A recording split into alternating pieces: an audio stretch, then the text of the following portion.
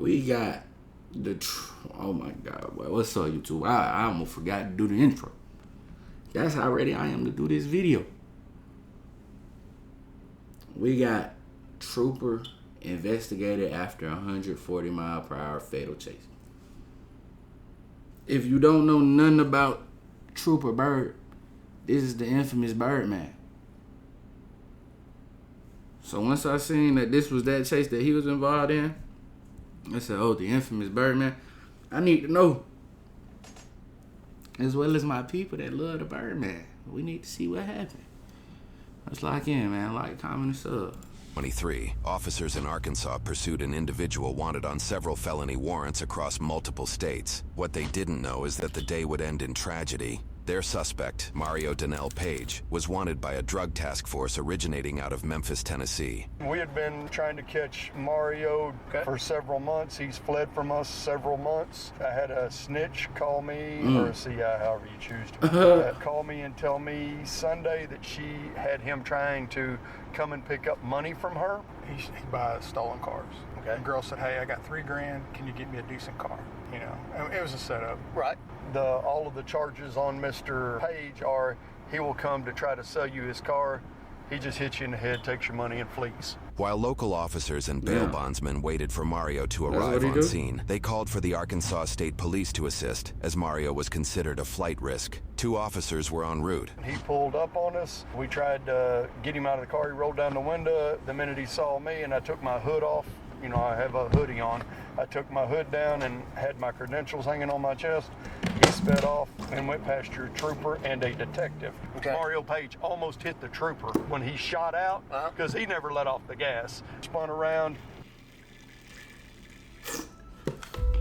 He never let off the gas, but got the nerve to tell the goddamn nigga that went code 3 and took off after him. Okay. The fuck is you?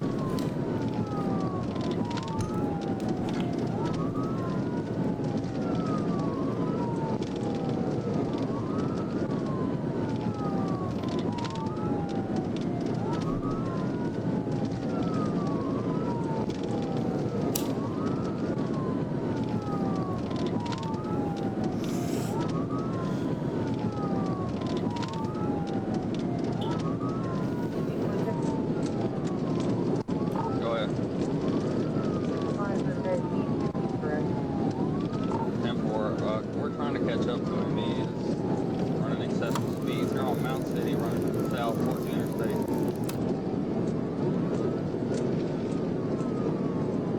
Dang. I'm unsure. I'm with a DPS guy, just me and him. Trying to make sure we get the best quality we can get, man.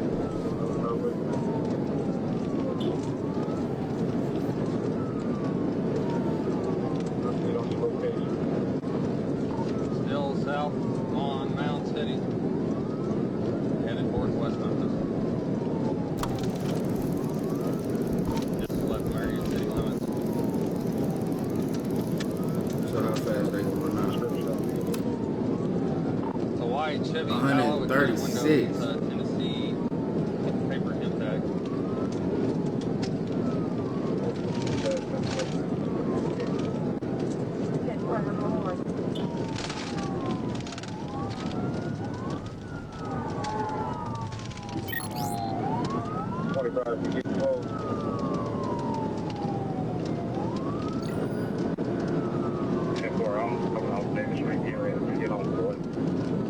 Flying. I like that they got the map at the top though.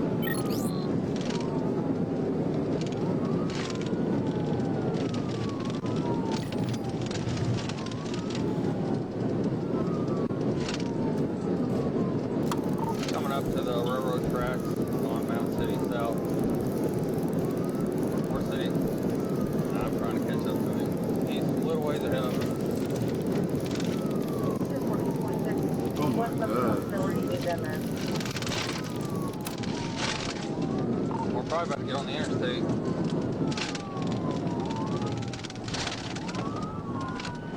That truck.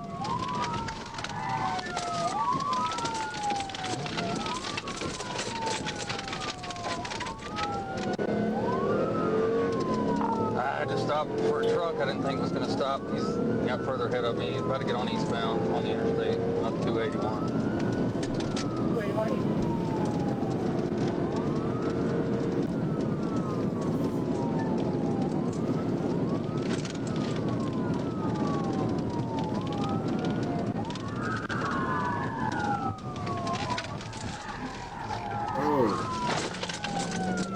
Living that bitch.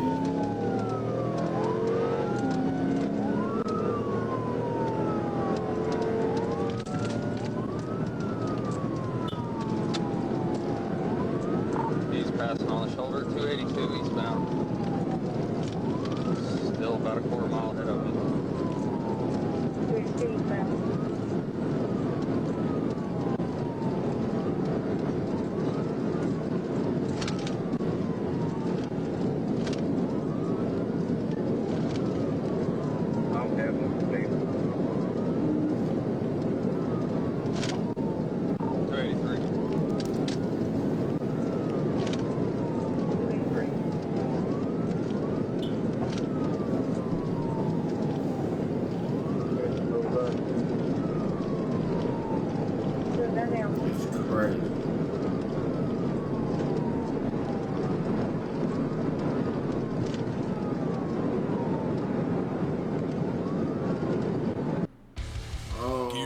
I can see it happening. I can see it happening. I know he's not about to do it. Oh my God. Oh!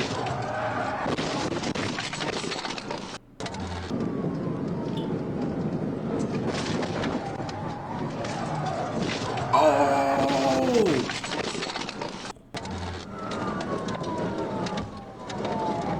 What the fuck? TVI wrecked out 284. TVR 44. 283 now. What the fuck? There's multiple units on scene. We doing tell them take down. We're not getting a response right now. Not response. According to police reports, trailing officers pulled over and quickly ordered Mario at gunpoint to leave the vehicle. After they continually received no response, officers approached. The secondary officer details this scene in a post-incident interview. Came along the driver's side of the car because it was resting on its roof. Was able to bust the driver's side rear window. Of course, it had the side curtain airbag, at which time I took a knife to cut the airbag so that we could see into the vehicle, at which time I found a black male. Lower half of his body was in the front driver's seat, in between the passenger and driver's seat, with his upper torso in the back. His arms were across his chest, wasn't responsive, kind of gasping for air. Eyes were not open. It was just like a, in my 30 years, I call it a death rattle. Okay. It's that last gasp breath. This time EMS arrived. He actually went in the vehicle, and I believe he was the one that checked to see if he had a pulse and all that. And he advised he did not have a pulse. Paramedic advised he don't have a pulse. Mario was pronounced dead at the scene shortly after by emergency medical services. Outside of the vehicle rolling numerous times, it is likely that he was not wearing his seatbelt based on his placement, lowering his chances of survival even more. An investigation was opened to determine if any wrongdoing resulted in Mario's passing. According to news sources, this investigation placed Trooper Garrett James Byrd on paid administrative leave until the investigation was resolved.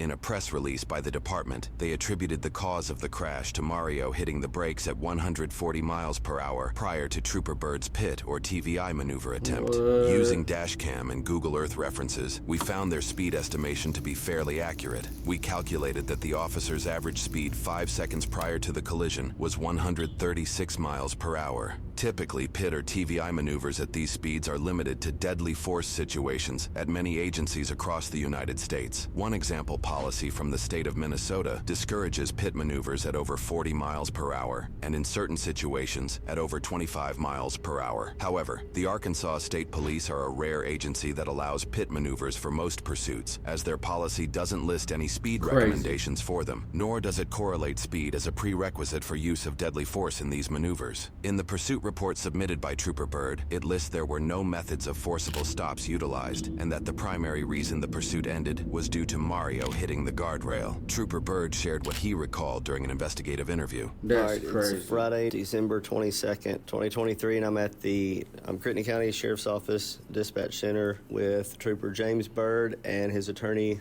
Russell Wood. I went back in over towards the left lane, which he was still in, to attempt to perform a tactical vehicle intervention, or TVI, and I don't know if he anticipated what was coming and was just trying to get me off of him, or he was intentionally trying to wreck me. But the suspect slammed on the brakes, and it's like when he did, the vehicle veered right, and I was still kind of right there beside him, and it collected me, and it caused a collision. We both veered right, made sure that we had fire and EMS en route to assist the suspect.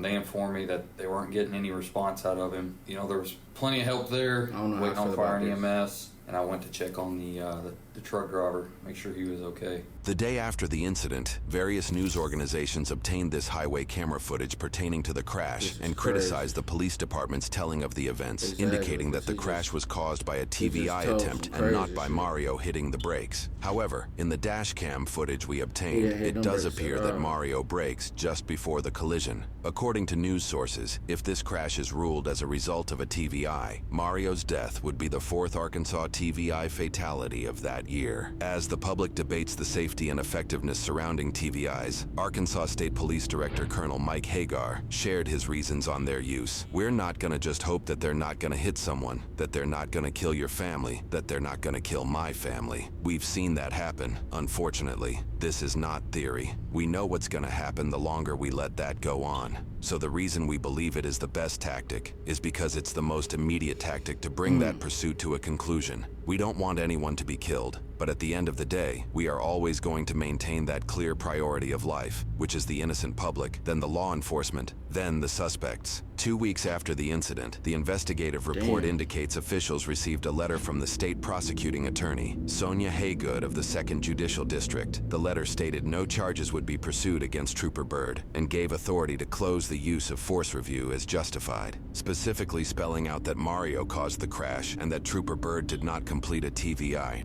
Now, the pit maneuver is short for precision immobilization technique. Crazy. I don't even care what the hell you got to say. Not complete. But that shit is crazy as fuck.